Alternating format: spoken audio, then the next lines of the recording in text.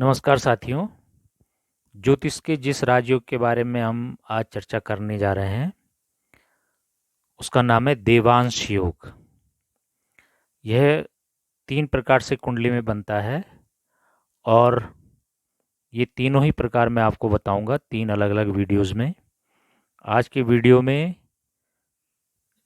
आपको बताने जा रहा हूं कि देवांश योग किस प्रकार से निर्मित होता है।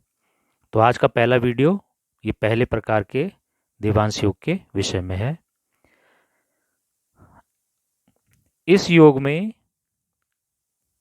नवमेश, दशमेश और द्वितीयेश की स्थिति पर निर्भर करता है ये योग कि इनकी स्थिति कुंडली में किस प्रकार से इस योग का निर्माण कर सकती है।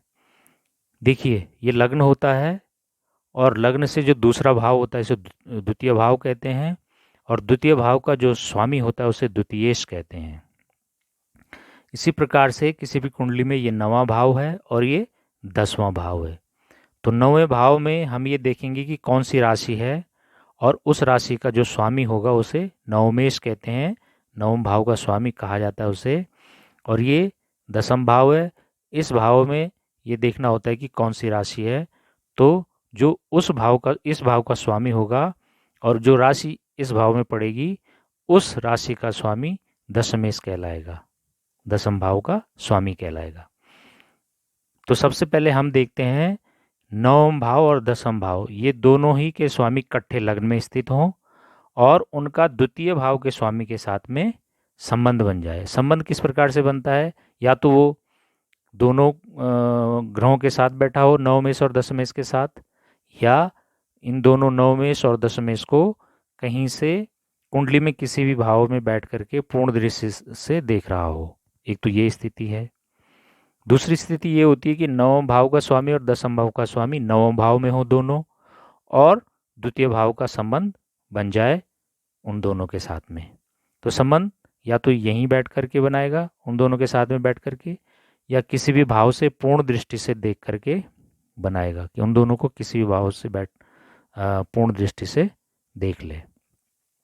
तीसरी स्थिति ये होती है कि नवमेश और दशमेश दोनों ही 10वें भाव में हो और द्वितीय भाव उनके साथ में द्वितीय भाव का स्वामी उनके साथ में हो, अथवा किसी भी भाव में बैठ करके पूर्ण दृष्टि से उन दोनों को देख ले। तो ये पहले प्रकार से ये राजयोग बनता है। लग्न किसी भी राशि का हो सकता है। 12 राशियों में से किसी भी राशि का जो है पहला भाव हो सकता है। हमें सिर्फ ये देखना है कि द्वितीय भाव का स्वामी कौन बन रहा है, 9वें भाव का स्वामी कौन बन रहा है और 10वें भाव का स्वामी कौन बन रहा है। देखिए, उदाहरण के लिए मैंने एक कुंडली ली है।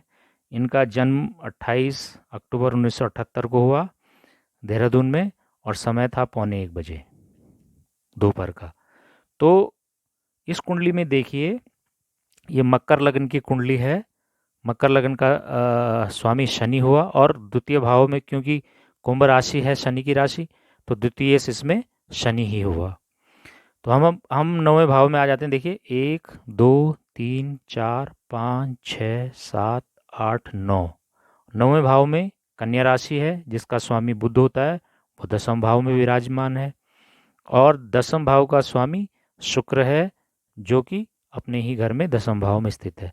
तो हम देख रहे हैं कि 9वें भाव का स्वामी और 10वें भाव का स्वामी दोनों ही 10वें भाव में स्थित हैं। तो ये कंडीशन तो पूरी हुई। या तो लग्न में हो दोनों, नवमेश दशमेश, या 9वें भाव में हो दोनों, या 10वें भाव में। तो 10वें भाव में दोनों स्थित हैं। अब हमें ये देखना है कि द्वितीय भाव का स्वामी यहाँ पर शनि है, ये क्या इनके साथ में स्थित है अथवा क्या पूर्ण दृष्टि से देख रहा है? तो शनि तो यहाँ स्थित नहीं है।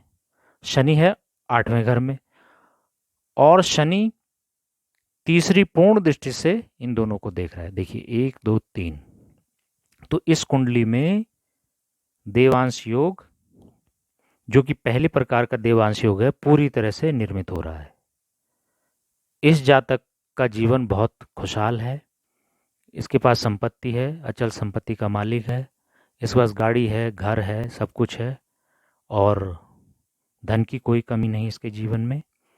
तो इस प्रकार से हम देखते हैं कि देवांश योग वाला जातक अपने जीवन काल में सुखी जीवन व्यतीत करता है, धनवान होता है, गुणवान होता है, समाज में उसकी इज्जत होती है, सम्मान होता है और वो सुखपूर्वक अपने जीवन को भोगता है।